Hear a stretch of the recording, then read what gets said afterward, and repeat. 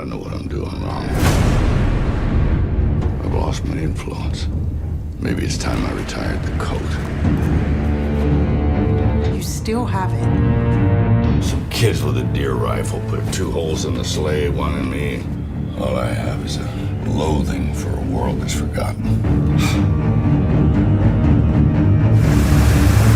The United States military would like to procure your services. This is a one-time deal, gentlemen. How are you, Mike? Nicole and the kids are well, I hope. Where are you?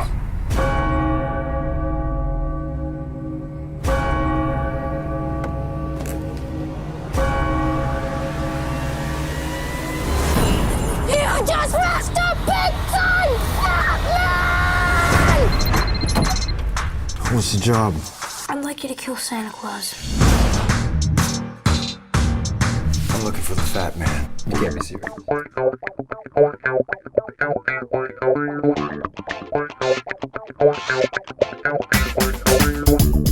Hello, and welcome to Viva La Action, the movie podcast where we're talking about all things action movies. The good, the bad, and the underrated. My name is Santi, and with me as always is my co-host.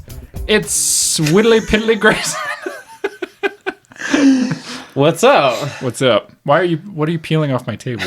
It's masking tape. Oh, okay. Sorry. I don't know what that's there for.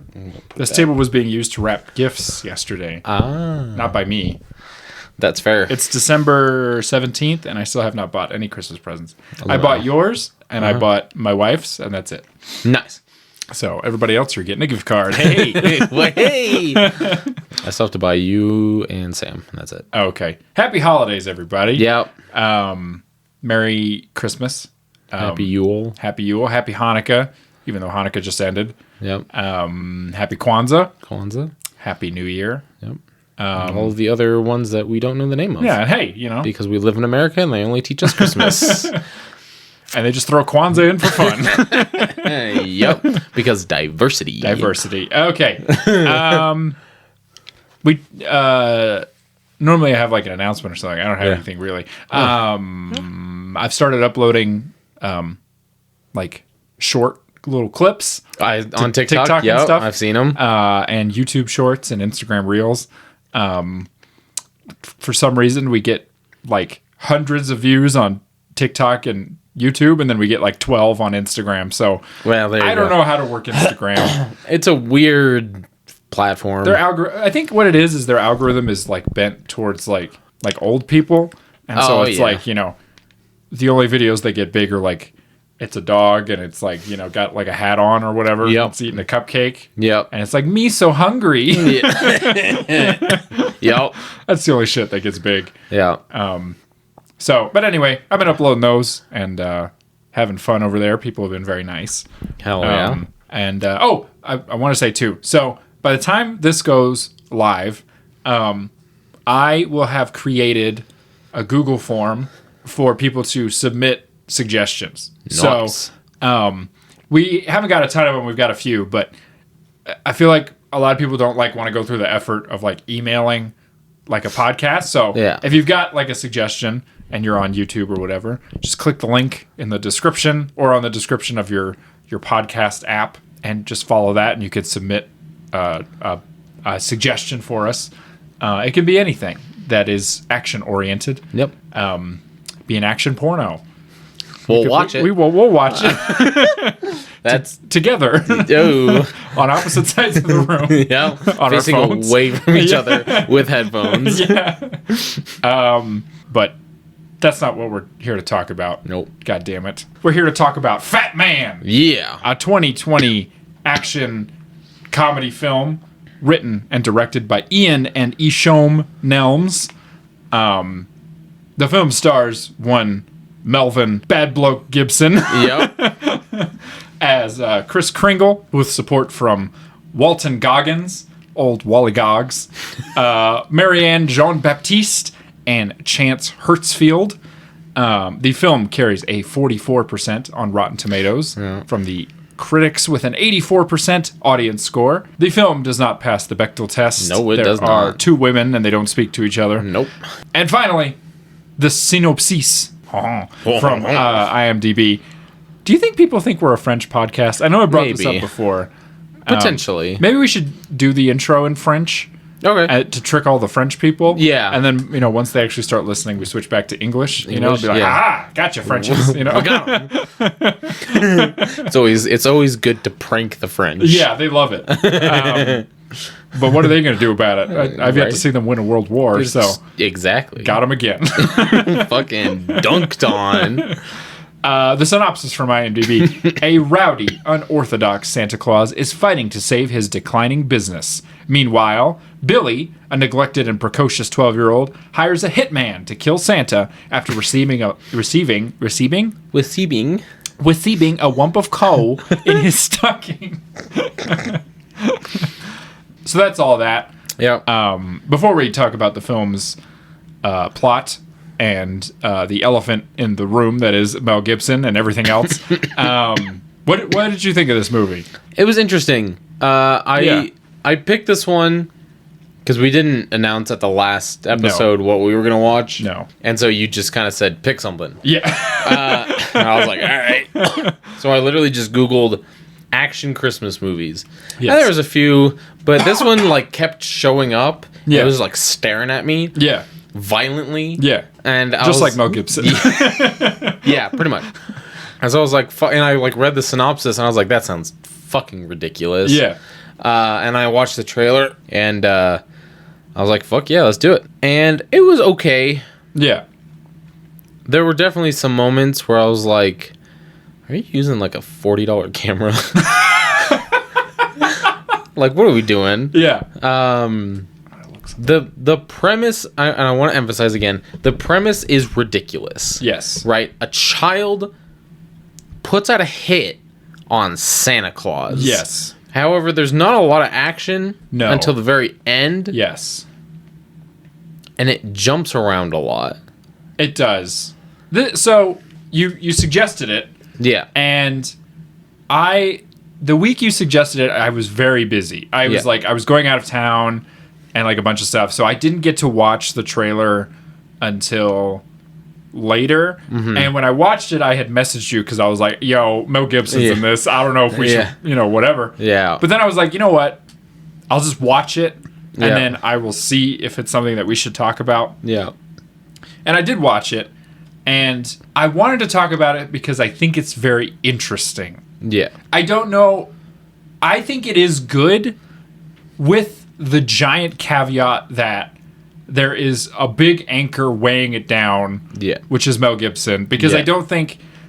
We'll talk a little bit in a little bit. I have to do an obligatory. Here's all the bad stuff Mel Gibson did. Yeah. But I don't think it's even necessarily his presence that makes it not as good. Yeah. I think he's not very good in it. No. I think the central actor of the movie is not the best part of it. No. The best part of it is Walton Goggins' weird hitman.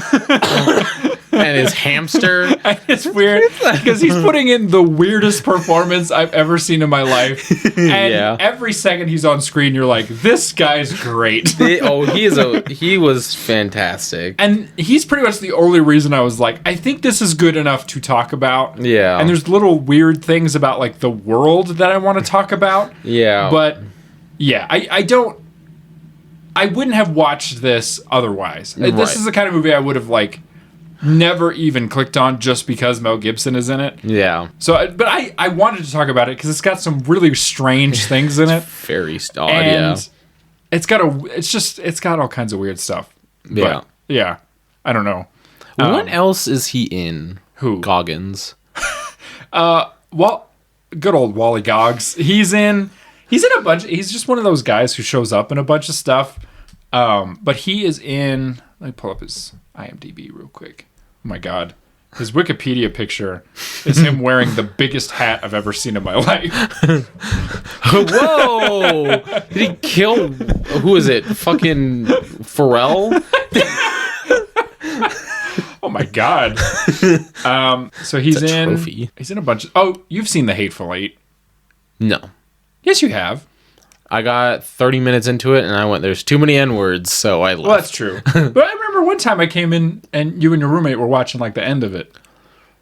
Well, that's because we were skipping around Oh, okay. And yeah, it was just awful. We never actually finished it. Yeah, I came in at the point where Samuel L. Jackson's making that dude suck his dick. Yeah. Yeah. Anyway, that's unrelated. Spoiler alert, I guess. Yeah, sure. If you've never seen it, I also don't recommend watching it. It's very boring. It's terrible. So he's in that, and then he's in Tomb Raider. I don't know if you've seen Tomb Raider. Nope. He is in Ant-Man and the Wasp. Have you seen that? Yes. Okay, he's like the weird like low rent crime boss in that, who's like running around trying to catch Ant-Man and the Wasp. Oh yeah. He often plays like a weird guy. Like that's kind just of a strange man. Yeah. Let's see. He's in Justified. You ever seen Justified? Nope. Okay. Let's see what else he's in. This is really interesting for everybody at home. Yeah. Oh wait, he's in Shanghai Noon. Oh, he plays the fucking sheriff guy. Yes, oh he my god, does. that's where I recognize him from. Jesus Christ. Hey, watch Shanghai Noon. Shanghai Noon is great. Funny as fuck. Okay, there we go. Glad we figured that out. Wow. He's in a movie called The World's Fastest Indian. Uh-oh. What is that? A New Zealand biographical sports drama film. What the fuck? Starring... Oh, it's about the motorcycle. The Indian motorcycle? Okay. Don't worry about it. It's all right. It's got nothing to do with nothing. Okay. Anyway. All right. Fair enough. Okay. Before we go any further, would you recommend somebody watch this movie? If you're bored. Yeah. It's not... But there are other better things to watch if you're bored. Yes. So I like... It's kind of this is probably the first movie we've talked about where both of us are just like, Yeah. Honestly, I would recommend Violent Night over this. Yes. Because I think that is a much better movie. Violent Night is very good. It's so funny. If you want an off-kilter, like, Christmas crime thing, that's probably way better. Because this movie, like, I also wouldn't... I don't know. I think, like, if you feel like stealing a movie... Yes. And you don't want Mel Gibson to get paid for his work... Yeah. Then maybe steal this. Because it is... Walton Goggins is great in it. His performance is so strange. It's very weird. And just wonderful. And he gives these great line deliveries. And Santa Claus, motherfucker.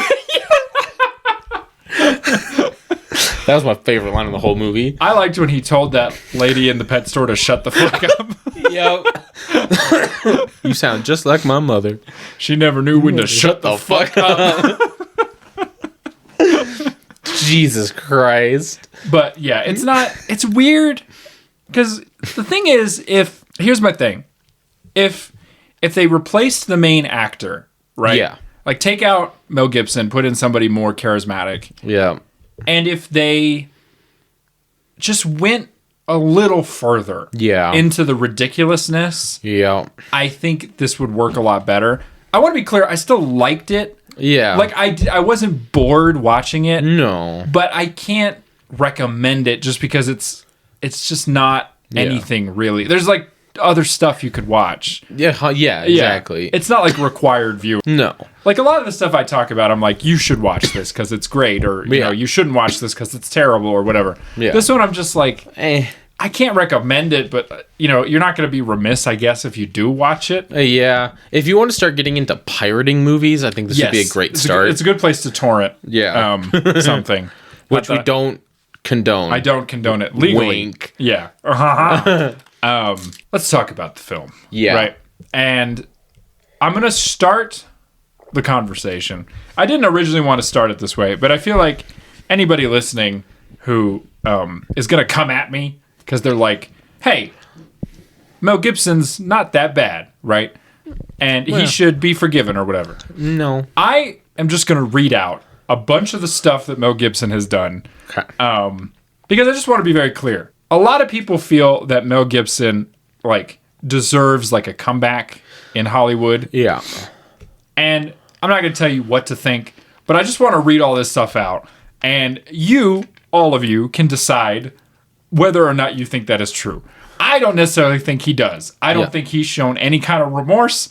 I don't think he's shown any, like, done anything to show that he should have, like, a big role in Hollywood anymore. But anyway, let's talk about it. So, I got a little timeline for you. And a lot of this I got from an article on Business Insider. Okay. Written by a man whose last name is Jacobs. And it's a very good article. It's very thoroughly, but I tried to back up all this stuff so I'm not just, talking at my ass. So Mel Gibson's first controversy came in 1991. He was speaking with Spanish newspaper El País, and I tried to find the context for this. I don't know what the context is. But for some reason, he decided to talk about gay people. Oh, boy. And while gesturing to his rear end, the actor remarked, "They take it up the ass. This is only for taking a shit. With this look, who's going to think I'm gay? I don't lend myself to that type of confusion. Do I look like a homosexual? Do I talk like them? Do I move like them?" Huh. Yeah. Interesting comment from Mel there. That's a very strange thing to say. Very weird thing to say. Seemingly unprompted. Yeah. Now that he said that in 1991. Okay. And because of that, a bunch of like gay and lesbian activist organizations, particularly GLAAD, which most people probably are aware of, they boycotted a bunch of his movies and stuff. Yeah. So then in 1995, when talking with Playboy, he was asked if, he ever thought about apologizing, and he said, "I'll apologize when hell freezes over." Ooh. They can fuck off. Okay. Yeah. All right. Okay. Just to be clear about that.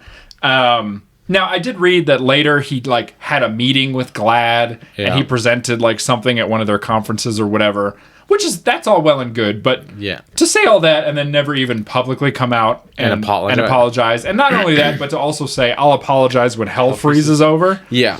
Interesting stance. Yeah. Again, very strange thing to say. Strange thing to say out of context. Blatantly homophobic, by the way. Yeah. Now, sticking to the same time period, the mid-90s,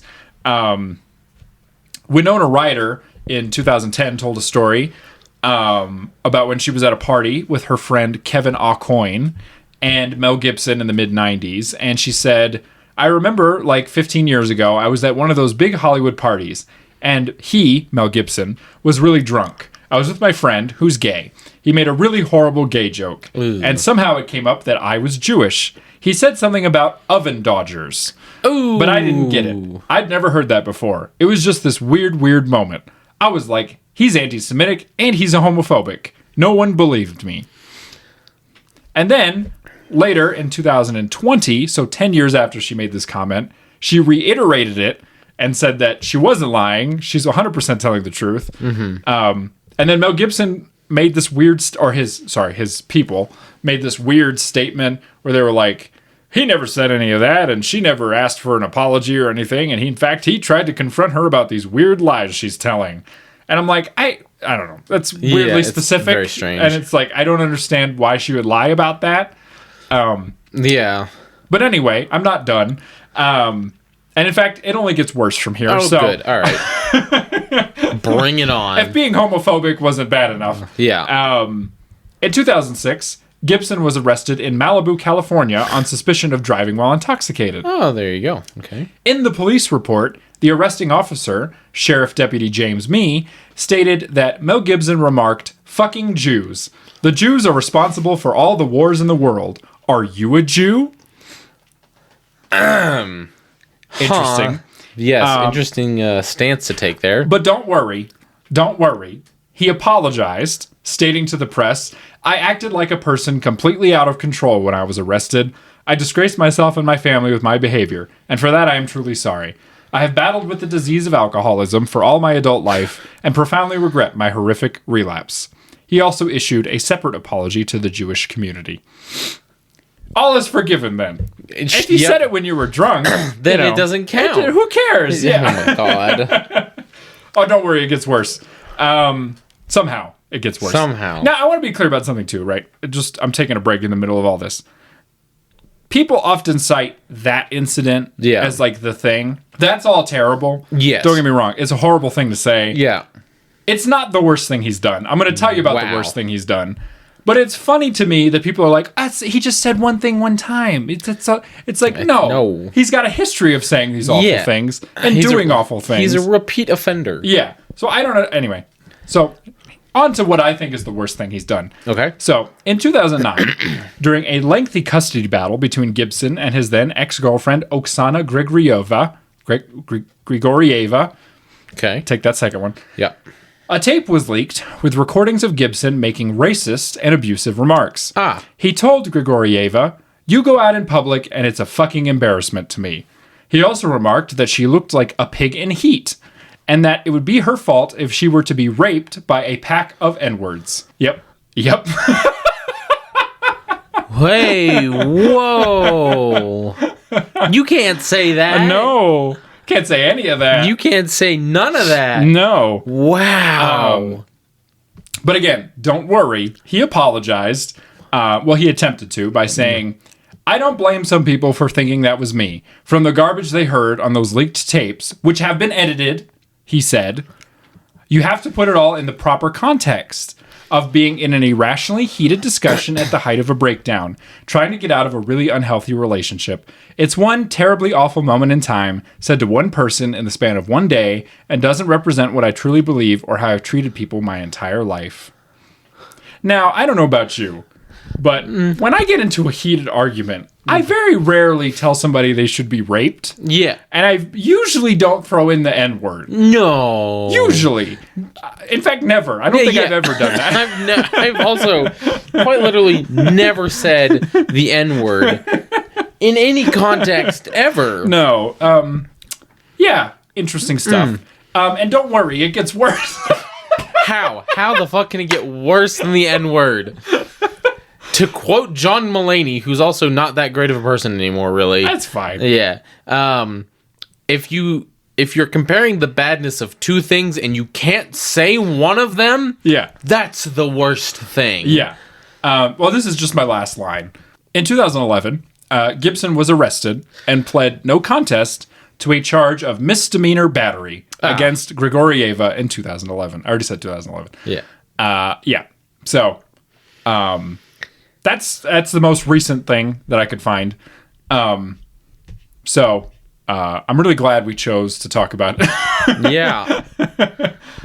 But I just want to put it in context, yes. right? Yeah. I feel like people have this idea, right, where they're like, "Hey, he just did one thing one time." Like, people make mistakes. It's like, this is a man with a history of not just making mistakes, like doing intentionally malicious, hurtful things with very targeted.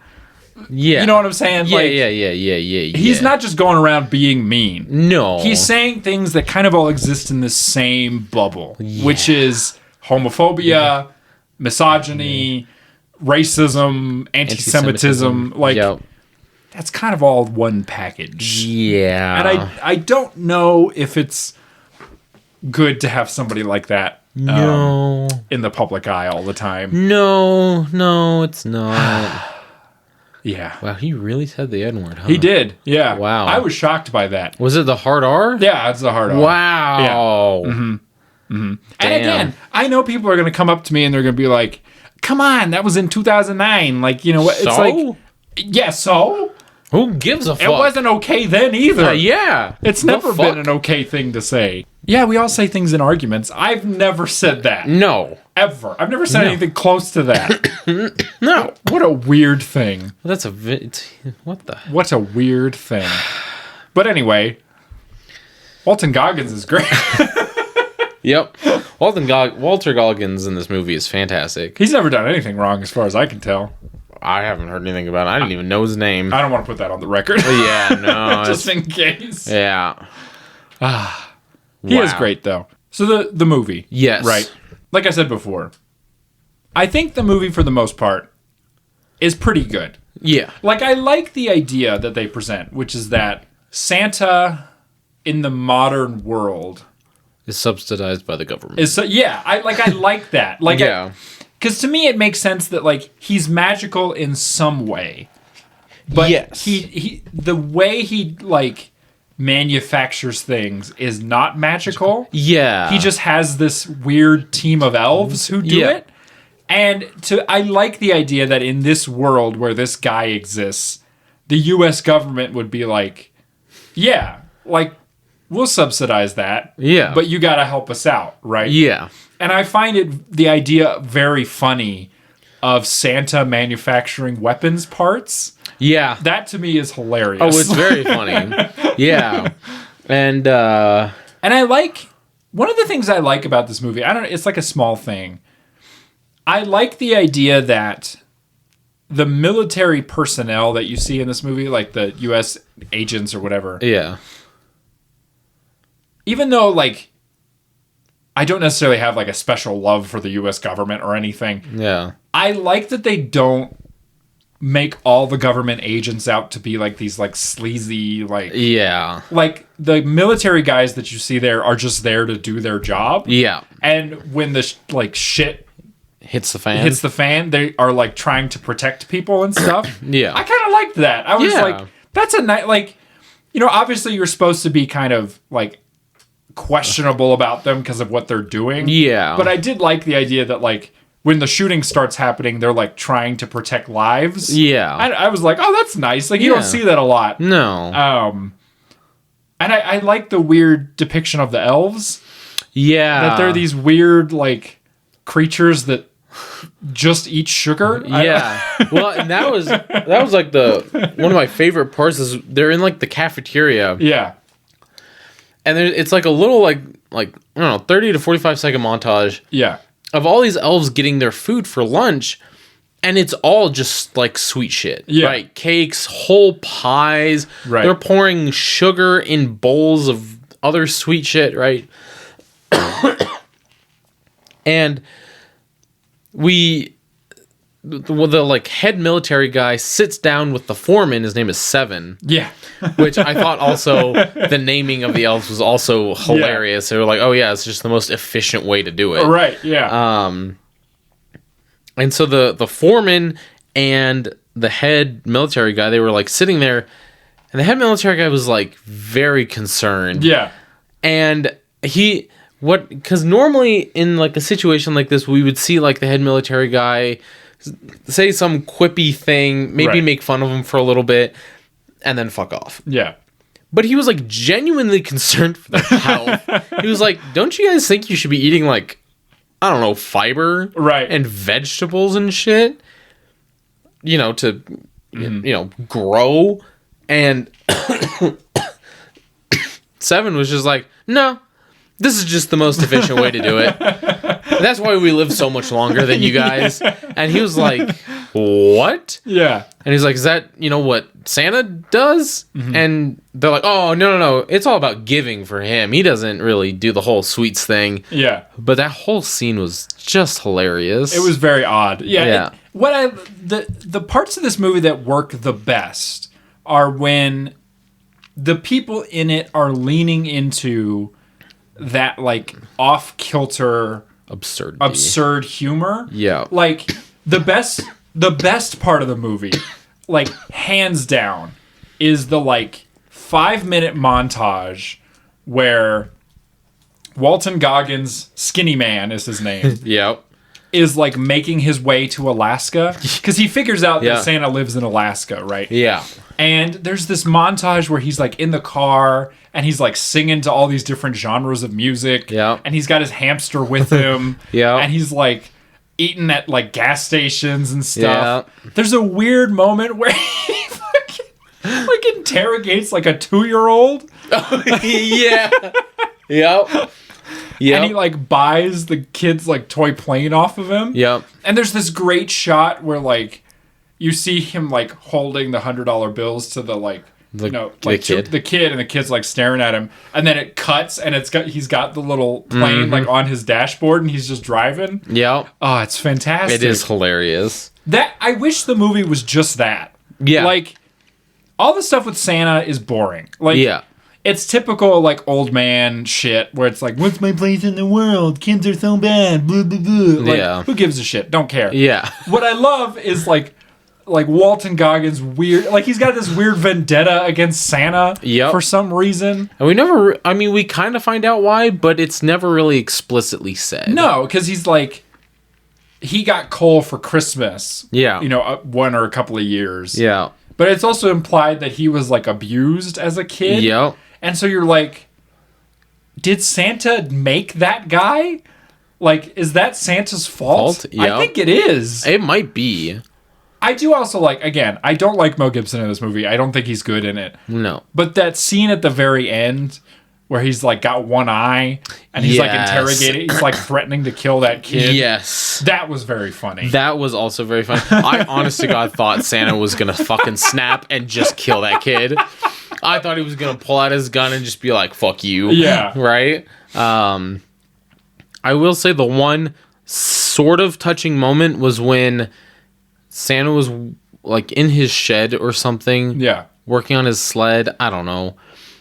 And his wife comes in and like puts a folder down on a table. Mm-hmm. She leaves and he like opens it. And it's like all of these kids that he had given toys to. Yeah. That then had like grown up. Like he had given like some like, you know, toy kitchen stuff to this one kid. And he grew up to be this like great chef. Right. Yeah. I thought that was very nice. Yeah. Right. But yeah, then everything else was meh. Odd. Yeah. And I don't know. I think one of the problems with the movie, like overall, is it doesn't really know what it's trying to say. No. Because it's like, on the one hand, it's like, kids now are the worst and they're, you know, everything's fucked and everybody sucks and whatever. Yeah. But then on the other hand, it's like, oh, but people can change with a threat. You know, it's like, I don't really understand what it's trying to say. Yeah. And also, it's just got a weird, like, the trailer doesn't sell what the movie is. No. Because it's not an action movie, really. We said it is, but there's one action, like literally one. Yeah. There's one scene where somebody gets shot. Yeah. But the rest of it is just talking. Yeah. It's more of a comedy than it is. And it's not even really that funny. I mean, there's there's a couple of good. There's some off-kilter weirdness to it. Yeah. But it's not like, haha. It's just like, oh, that's very funny. Yeah. Until he tells that guy, Santa, motherfucker. It was the postmaster? Yes. Yeah. Oh, like, it was like at gunpoint. And he was like trying to explain who he was looking for. Yeah. Postmaster was like, who the fuck are you talking about? Yeah. Because like Kris Kringle, right? And the postmaster was like, Kris Kringle doesn't exist. That's Santa Claus. Santa isn't real. Right. And then Goggins was just like, Santa Claus, motherfucker. Which was the funny. I laughed out loud at that. Yes. That was so good. It is very, like, I'm telling you, I would watch a whole movie that is just that guy. Like, yeah, just taking like odd jobs. Yeah. Like, if they had restructured this movie to where it was about Walter Goggins' assassin spending his whole life trying to find Santa, this would be a much better movie. Oh, yeah. Like, I like the subplot with the weird little kid who's like, you know, for some reason can hire a hitman. Yeah. And I don't know. I didn't understand that whole whatever, I mean, you saw him steal his grandmother's checks. Right. But, like, is his grandma, like, also a crime boss? I have no idea. I don't know what the context is there. Also, they're like, oh, your dad couldn't come tonight because he's, like, you know, preoccupied, whatever. Yeah. So it's supposed to be about, like, absent fathers, I guess. Sure. But then it's like, you just never see his dad. Nope. So it's like, whatever. And also, it's kind of weird how he's, like, mean to all his wait staff and stuff. Yeah. I don't know. That kid was the worst. I hated that kid. Yeah, I'm glad he got cold. Yeah, me too. I kind of wanted him to get shot. But... I know, me too. Again, I was hoping that when fucking Ruth showed up to that kid's house, right, Santa would just bust through that fucking door, be like, yeah, what's up, motherfucker? Yeah. And just shoot him. Right? Like, that kid was off. Like, he literally... Okay, so part of the whole reason I think he got coal, right, is he's like a 4-time champ of the science fair project or whatever, right? So this year he's like, oh, I got this in the bag, 4-time champ, yada yada yada. Right. He gets second, right? He's runner up, and he's like, the fuck? So he hires the hitman Walter Goggins to kidnap the child that got first. He threatens her with a car battery. Yep. And then says, you're going to lie, say that you had help and you cheated so that I can get first. Yeah. And I'm sitting there like, that dude is the worst. Yeah. Right? There's a reason Walter Goggins has that kid in his phone as little shit. Yeah. Which I also thought was very funny. It's good. I'm telling you, he's the only one who seems to know which movie he's in.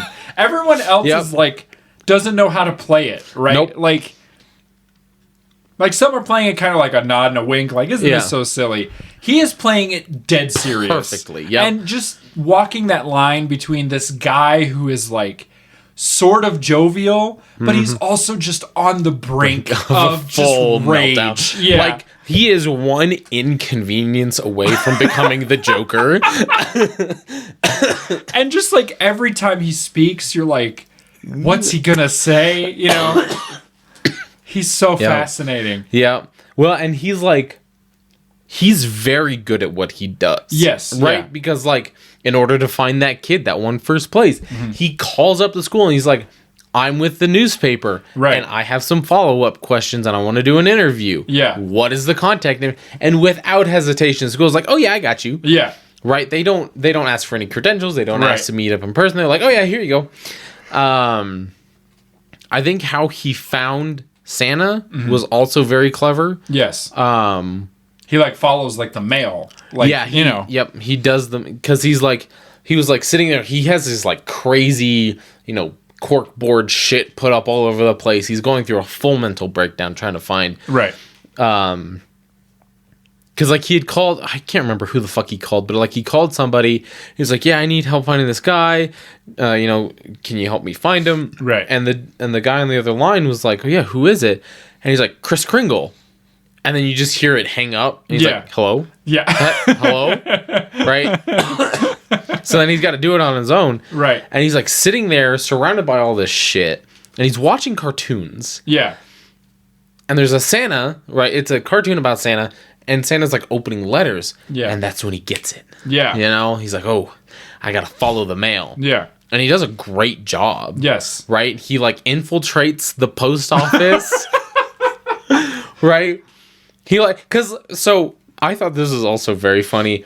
I will say, Walter Goggins, like, that character was the perfect amount of evil. Yes. Yeah. Right? Because in this scenario, there's a mailman, right, doing his mail thing. Yeah. And Skinny Man walks up to him and he's like, "Hey, the letters that go to Santa, what do you guys do with them? How does that work at the post office?" And the guy's like, "Oh yeah, they just end up in this bin, and then after that, I'm not too sure. It's a question for the postmaster."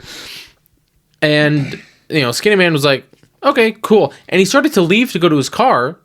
Yeah. But then he went, what if I just killed this guy and walked in? Yeah.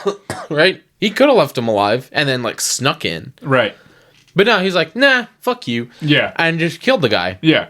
And wore his just bloody shirt, which, I mean, he kind of covered it, but I'm still like, somebody would have noticed. You'd think. Yeah. But speaking from experience, if I see somebody just like covered in blood or just in some way, whatever, I'm usually just like, you know what? I'm not dealing with that. Yep. None of my business. And yeah, then we get the infamous Santa Claus motherfucker. Oh my god, it's so funny. And then he kills the poor postmaster. Yes, he does, which is unfortunate. It is very unfortunate. Yeah, I would have loved if the whole movie was just him. Yeah. Because he's so just weird. But he's playing it so well. Like, I just want to know what they told him. Like, here's your motivation, right? Yeah. And he's got that weird house that's filled with Santa toys. That's the other thing that he does. He just buys toys that are made by Santa off of people. Yes, yeah. For why, we don't know. We don't know. It's like he's obsessed with Santa. Yeah. I don't know. The whole thing is so strange and wonderful. Yeah. I also do like, what's her name? Her name is Marianne Jean-Baptiste. Who plays Ruth? Mrs. Claus. Who plays Ruth. Yeah. She's very good. She is also... She's the perfect, like... Yeah. She's like... She's not like... Because a lot of times, like, they'll make, the wife out to be like, she's nagging and whatever. Yeah. She's supportive, but she's also, like, takes no guff from him. Yeah. She's great. Yeah. I also like the thought that she's just British for some reason. Yeah. Yeah. And I'm also like, what's her deal? Like, is she also immortal? Or right? Or because she gets shot at one point, but then she's just fine. Yeah. Yeah, I don't know what the deal is with Santa and his wife. I like that she can fucking hold her own though. Yeah, God, she beats the piss out of Wally Goggs. Yeah. But, yeah, there was a moment there where I thought for like they were legitimately going to kill Santa. I know, and I was like, all right, sure. But no, he's fine. Yeah, even though he got shot through the face. Yeah. Yeah. That last action scene's okay. It's fine. Yeah. It's mostly just a shootout. Yeah. Which is not that interesting, No. ultimately. No. At one point, they're just on opposite sides of a log, which is just kind of... It's like, it's okay. It's fine. Yeah. Also, they keep showing... This nitpick. They keep showing Santa boxing, right? Yeah. They're like, he can box, and he's like on a... You never see him throw a punch. Except once. He throws one punch. But it's like, you think... They're going to do that classic action movie thing where he's like, you know, about to get mugged by some punks and then he like beats up all the punks. But no, he just never really does anything. No. Also, why does Santa carry a gun? They never explain that. Nope. Like the first time we see Santa, he's like shooting cans outside the, you know, whatever. Mm-hmm. And he's just got a piece on him all the time, but for no apparent reason. Yep. I don't know. This movie's really strange. I think it is funny, though, that Ruth carries a flintlock. Yes. Yeah. I thought that was hilarious. And it's not even like a single shot. It's a double shot flintlock pistol. Yes. And she blows Wally Goggs away. Oh, yeah. But again, it implies this weird immortality to those two. Yeah. But they don't explain it. It's an odd world that they've made. It's a very strange world. And you see like Santa's factory, but it's not like magical. No. It looks like a Cold War bunker. Like it's like Yeah, it's like they hadn't updated it since the 1960s. Right. It's very odd. Yeah. It's a good movie. I mean, is it good? I don't know. It's fine. It's mediocre. It is mediocre. It's better than it should be. Yes. But not as bad as it should be. Yes. At the same time. Like, yes. If I just think it somehow would be better if they made it worse. You know what I mean? Yeah. Like, yeah. If they had leaned into this is an absurd, just weird world where this man is out to get Santa. Like, if they had made the whole movie like Santa has to keep dodging this weird man that's been trying to get him. Right. That would have been a great movie. Right. Like if it had been going on for years. Right. Like if you saw him like from the time he was like a teenager up to now where he's like in his 50s or whatever. And then he finally gets killed by Santa. That would be great. Like I love this idea of this man who has a grudge against Santa. Yeah. Like that's hilarious. Right. Well, and that's why that was the whole reason I picked it, because I was like, this sounds fucking insane. Right. And then it was yeah. I just think throw out all the other stuff. Like throw out this weird like, oh, I'm Santa and I'm sad because kids have TikTok or whatever. Like who gives a shit? Yeah. And throw out all the weird like, oh, Santa's subsidized by the government because who would do it? Like who gives a shit? It doesn't matter. Like I don't know. And I don't know. It's just a weird thing. Yeah.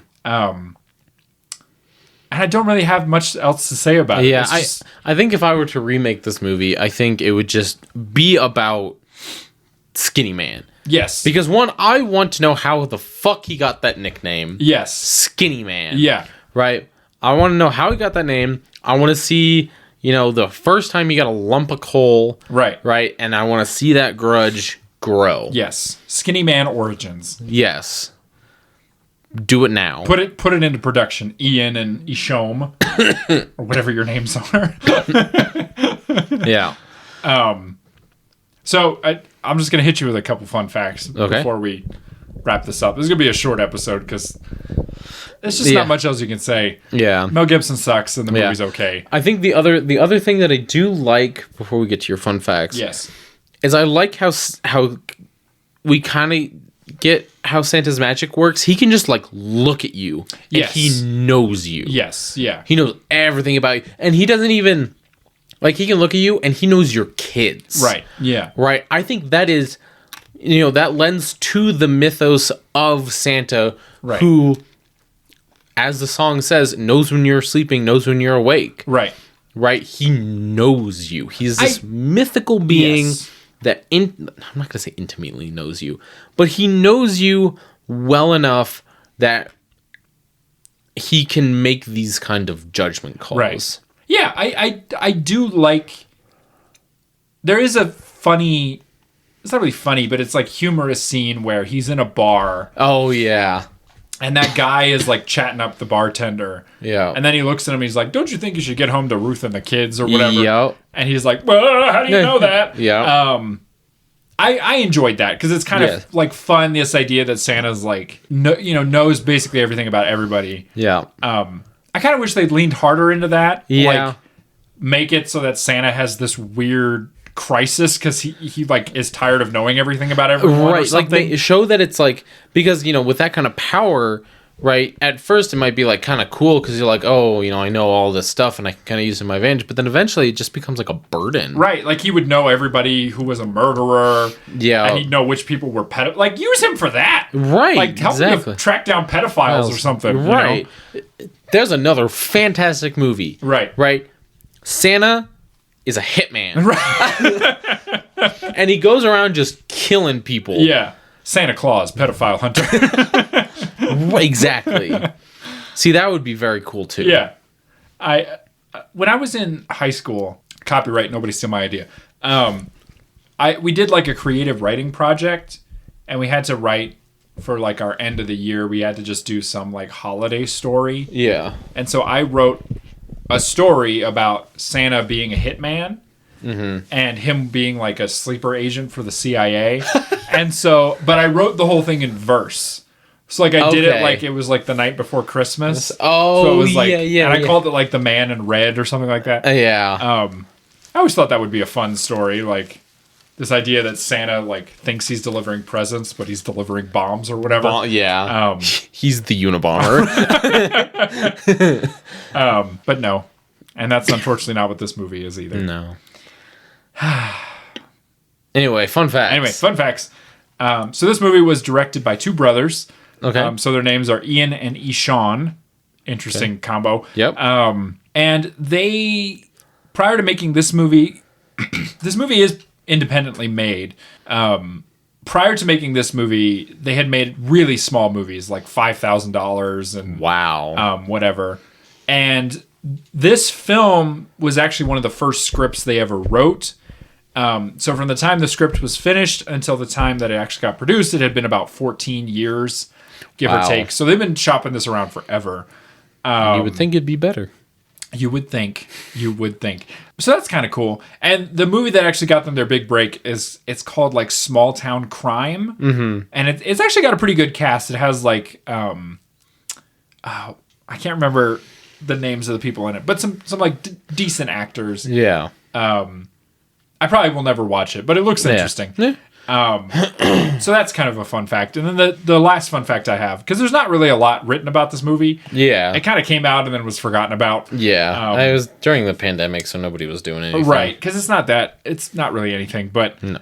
The film's climactic scene was shot in below freezing temperatures. Wow. Because this was actually shot in Canada, so I think it was shot in like Ontario.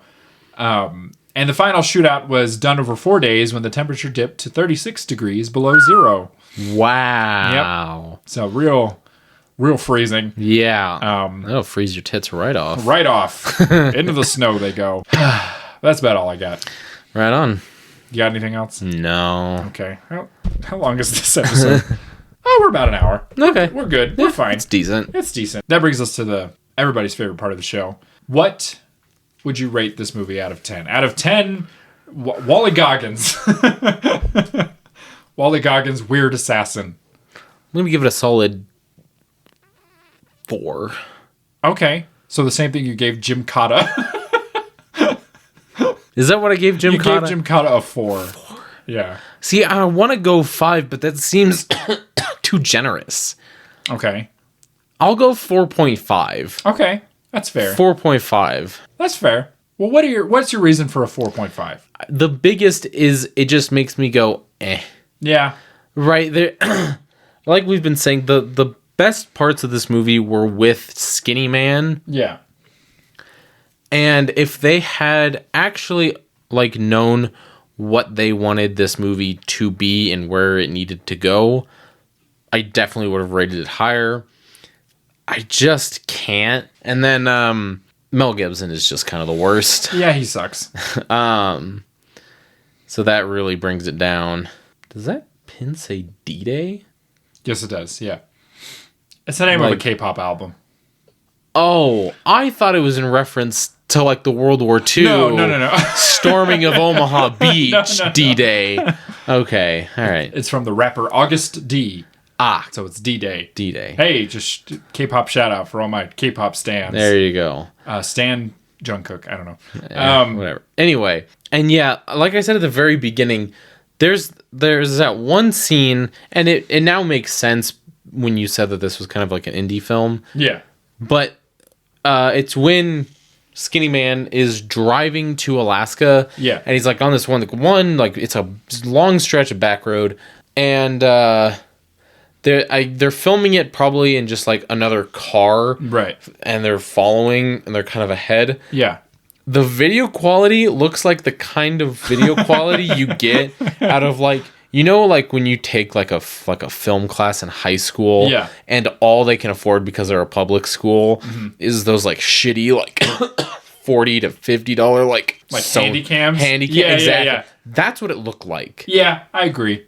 Yeah. Right. And so there were a couple of moments like that where I was just like, this looks like a high school production. A couple moments. Yeah. No, I agree. Yeah. I don't know. I give it like I'm rubbing my forehead in dismay. Yeah. I give it like a 5. A 5. Okay. No. 5.5. 5.5. It's not something I'm ever going to watch again. No. And like I said, I can't recommend it. No.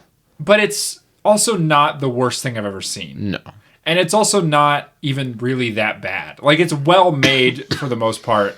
Yes. And it did have a lot, like, I wasn't bored. You know, I wasn't like, it's not like when we talked about, like, Ballistic, where it's just, like, the worst, so boring, like, you just don't even want to watch it. Yeah. Like, I watched the whole thing without really being bored. Right. But even when I was watching it, I was still kind of like, I wish I was watching something else. I know. Yeah. Where would you rank this amongst your holiday favorites? Holiday favorites. Yes. Probably at the bottom. Okay.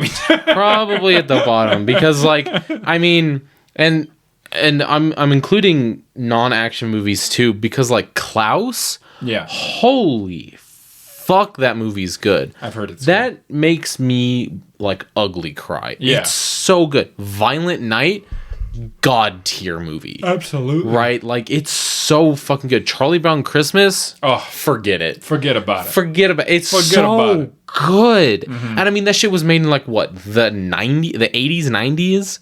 Charlie Brown Christmas? Yeah. I think it was made in like the 50s. 50? No so. way. Time to Google. Charlie Brown Christmas. 1965. 1965. So like Yep. Like there are so many other better holiday movies Yeah. than this that you There could are. be watching. Yeah. It's not worth your time. No. And I think Or I your said this money. last year. If you're going to watch a Christmas movie or a holiday movie, please, for the love of God, watch Klaus. Yes. Oh, it's so good. It understands what Christmas is about. Absolutely. It's so good. Head to your local theater Or Netflix. or Netflix. It's a Netflix special. Rent out your local theater. There you go. That's pretty much all I got, though. Yeah. I don't know. I got nothing. Yeah. All right. Anyway, thank you so much for listening. Yep. If you like this episode and you like this show and you're done yawning, Yeah. that guy's going to get mad at us again. Nah, whatever. I'm fine. going to yawn however many times I want. That's right. What would you rate this? Not rate. Nice. What should people do? Give us some stars. Give us like 5 of them. Oh, yeah. The more stars, the better. Yes. You can like and comment on YouTube. You can also subscribe on YouTube and all that kind of stuff. You can.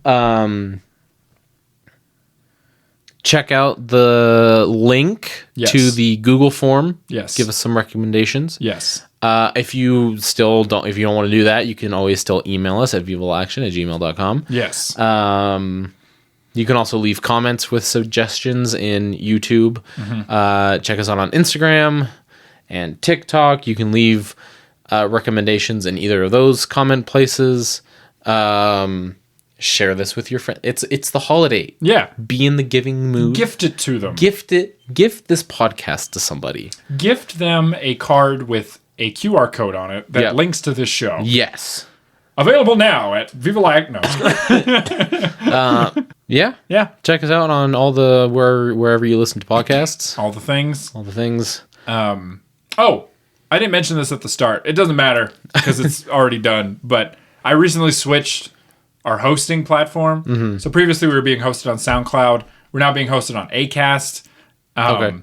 Everything moved over smoothly as far as I can tell. We're all good. If for whatever reason you notice that there is a problem, please send me an email. I will get it checked out. But as far as I can tell, all the episodes are still there. Everything's backed up. I have ads turned off, because Acast will run ads. But I have it turned off. If for whatever reason you're listening to an episode and an ad pops up, please let me know so I can turn it off. Ads are the worst. They are the worst. Ads, whenever I get an ad on literally everything, it makes me immediately not want to buy that thing. Yes. You should have seen So, I was trying to find this article this morning. This is unrelated. I was trying to find this article on the movie, right? Yeah. And it was this article about, the two brothers and whatever. Well, anyway, I was reading it on this website for this newspaper, and they hit me with that message that was like, you're using an ad blocker. Please disable to continue or whatever. Yeah. And I was like, I don't want to. So I tried to click away, and it wouldn't let me click away. It was very insistent. Yeah. So I literally opened a new tab, and I Googled how to disable ad blocker trackers or whatever. Yeah. And I went through a 12-step process. And that's how adamant I am about how much I hate ads. Yeah. So they're so annoying. They're so irritating. Even if it's for something that I would enjoy and if you give me an ad in the middle of something I'm watching, I no longer want to buy your product. Absolutely. It is the worst product, and you can shove it right up your ass. Right up the rectum. Yeah. Yep. Ugh. Got no love for it. Nope. So anyway, that's all. Yep. You'll find me running through the snow, butt ass naked, and you'll find Grayson eating yellow snow. Oh no. It's okay. I put snow cone juice in there. Oh, okay. Pineapple? No, banana. Oh. That's so much worse. Yeah. It's that weird fake banana flavor. That never actually tastes like banana. No. Tastes like ass. Anyway. Yeah. Thanks for listening. Yeah. See you next time. Adios.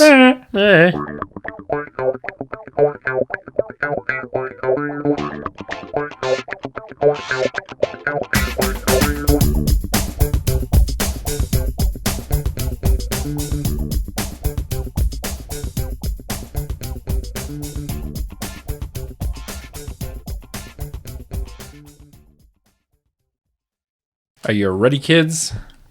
Aye, aye, Captain. I can't hear you. Aye, aye, Captain. Oh! Who lives in a pineapple? Okay. Let's see. SpongeBob SquarePants.